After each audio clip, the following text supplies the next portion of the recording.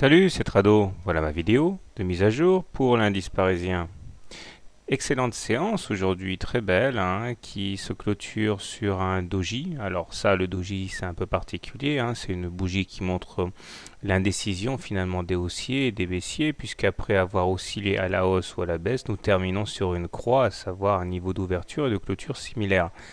Donc en séance, aucun clan n'a réussi à prendre le dessus sur l'autre. Par contre, il faut quand même pas occulter que nous avons une progression de 1,11% ici. Et nous nous rapprochons donc de la précédente résistance intermédiaire à 3807, là, et également de l'objectif assigné maintenant depuis de nombreux jours, à savoir la médiane de la fourchette mauve. Et on a fait un grand pas aujourd'hui puisqu'on s'est rapproché de manière conséquente. On aurait besoin d'une séance encore comme celle-ci demain pour qu'enfin la médiane soit percutée. Et n'oublions toujours pas qu'en filigrane, il y a le fait que si on ne la percute pas et qu'on sort de la fourchette, malheur au vaincu, hein. Alors, la moyenne mobile à 20 séances est croissante, les cours sont au-dessus, donc la tendance est positive à regard de mon système de trading. La M7 est croissante et elle joue en support contre les attaques baissières. Les indicateurs techniques n'ont de cesse que de s'améliorer, avec un MACD positif au-dessus de son signal, un stochastique au-dessus de 80, donc en zone de surachat, et le momentum très positif aussi. Donc franchement, on ne peut pas demander plus que ce qu'on a. En plus, pas de divergence baissière à court terme sur les indicateurs.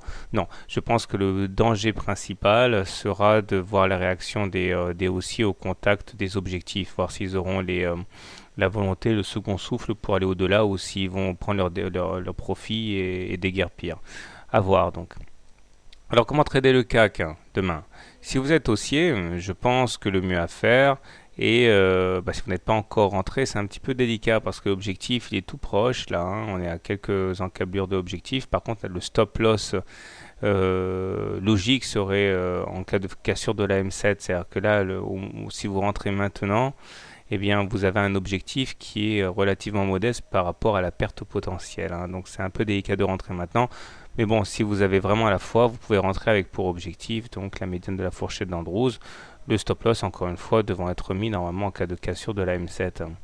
Si vous êtes haussier mais prudent, vous pouvez donc attendre plutôt un retour sur la M7 ou sur la M20 pour entrer. Les shorters, eux, je pense, et je réitère en ce sens ce que j'ai dit hier, attendront de voir la réaction au contact des résistances. En cas de refus de passer ces résistances à la hausse en clôture, on pourrait éventuellement initier un short. Par exemple demain, si on voit qu'on a perforé en séance mais pas en clôture. Mais avant cela, je pense que c'est un petit peu suicidaire vu que l'objectif est dans la ligne de mire de tous les traders, hein. Donc se mettre directement en short maintenant, ça peut marcher, ça peut toujours marcher. Mais là, c'est un peu dangereux. Voilà.